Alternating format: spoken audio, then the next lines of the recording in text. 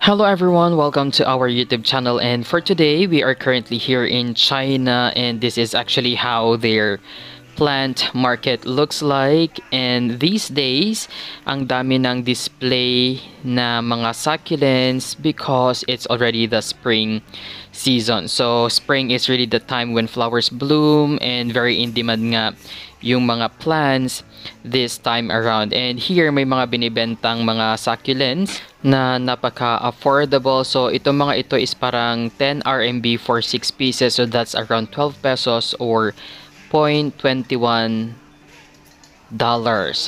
Ayan. So it's really a mix of parang common and uncommon succulents, and ito nga yung mga usually ginagamit for mga succulent arrangement. So even if they are common succulents, pag pinaghalo-halo nyo sila sa isang pot, they would really make a good succulent arrangement. And syempre for today, kukuha nga tayo ng mga succulents na wala pa tayo and yung sa tingin natin is really worth it doon sa price niya. Pero considering na tag 12 pesos each lang itong mga ito, diba, sobrang sulit na nila. Ayan. So next na titingnan natin is yung nandun sa kabilang table. So this one naman is parang nasa 70 pesos each na yung bentahan nila. So we have cacti and different kinds of succulents. May chiverias. Ayan, may kita ninyo malalaki na sila actually, diba? And medyo talagang collectible yung iba sa kanila dito.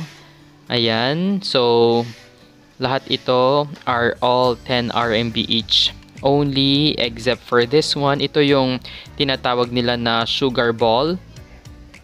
Ayan. So it's a rare kind of succulent, and tingnan natin if may mahanap ba tayong murang ganyan. Pero considering na rare siya, I'm already expecting na medyo pricey yung mga ganun kasi it's really collectible.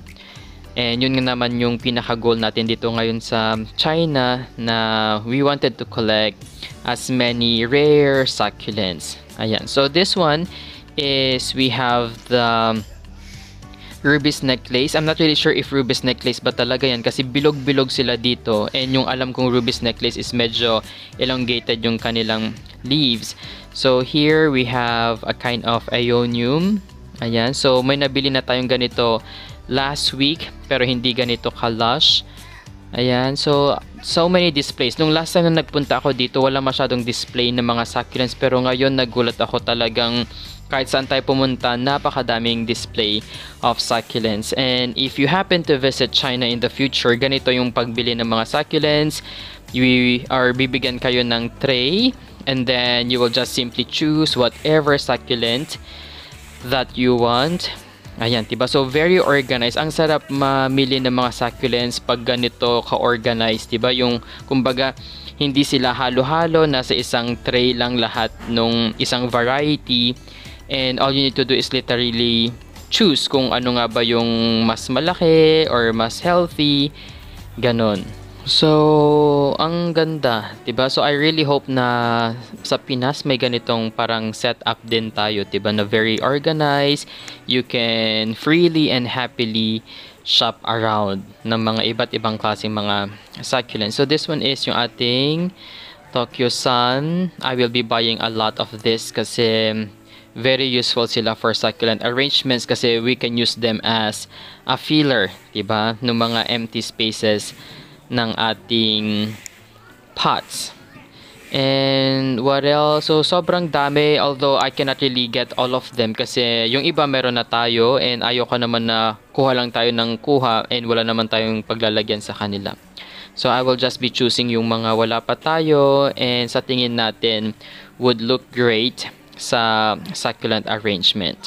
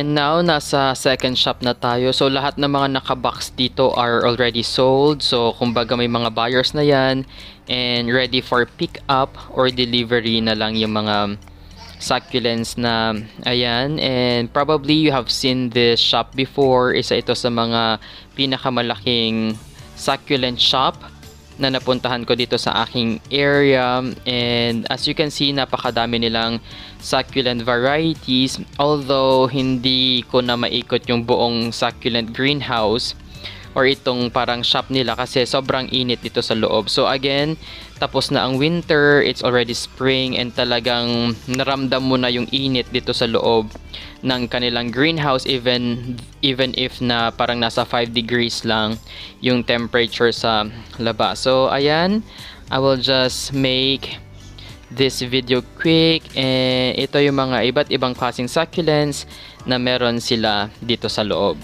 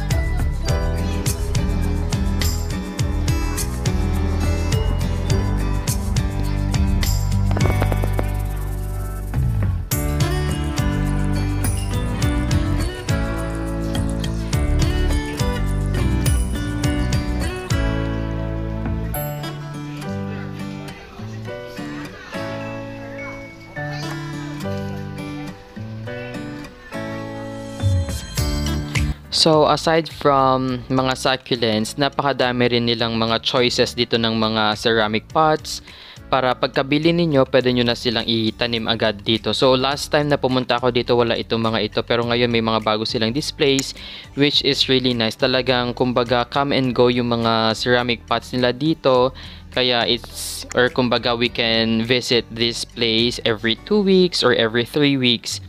Kasi for sure may mga bagong dating na mga ceramic pots, and may mga maliliit like this one, meron din naman yung mga medyo malalaki. So ang maganda dito, if you have your chosen succulent, pwede mo na talaga siyang i-fit or i-try kung bagay ba yung nabili nating pot and succulent together, diba? So kumbaga we can mix and match na habang nandito pa lang, hindi yung pagdating natin sa bahay, doon natin itatanim, then we realize na hindi pala sila bagay.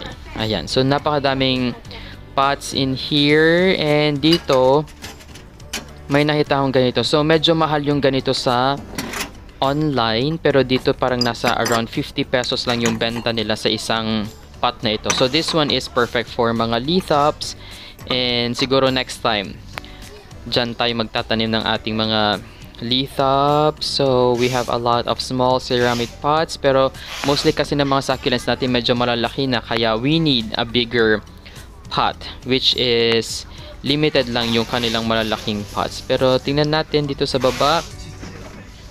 Ayan, so kumbaga good for one succulent lang. And ang gusto ko kasi is mga succulent arrangements, since we are lacking of space sa ating apartment. Kaya the bigger the pot, the better, para we can fit in a lot of succulents in just one pot. Kaysa yung individualized or individually silang nakapot sa isang ceramic pots, diba? So ayan, sobrang daming choices, and pag nandito ka, actually hindi mo na alam kung ano yung pipiliin mo sa sobrang daming pagpipilian. And lahat actually sila is maganda. It would now depend kung anong succulent ang babagay sa ating mga ceramic pots. Pero as you can see, diba, lahat sila maganda. And also pala, ang maganda dito sa shop na to is that they repot yung ating mga succulents, and habang nire-repot nila yung in-order nating succulents, nakita ko nga na may parang area sila dito wherein they wrap na mga succulents. So I think itong mga ito are for domestic na mga shipment, yung mga orders within China lang. Ayan. So ngayon, I'm actually waiting na mai-repot yung mga succulents ko doon sa napili nating pot. So originally, syempre gusto ko sana na ako ang mag-repot while vlogging, pero we really don't have time these days. So syempre, as you know, we are working here in China ngayon, and we really don't have much time para magtanim-tanim ng ganyan. Kaya hinayaan ko nang sila ang magtanim, and while waiting, ayan, nag-ikot-ikot muna ako dito sa loob, trying to check baka may mga rare or something special pa tayong makitang mga succulents. After nilang i-repot yung ating succulents, they would definitely, kumbaga, clean it and spray some fertilizer sa ating mga succulents. So yung ginagamit nilang tubig dito is not just an ordinary water, yan yung may solution na fertilizer, na next time I'll be showing to you kung paano siya i-prepare. So we are finally here at home, and join me as I unpack these succulents.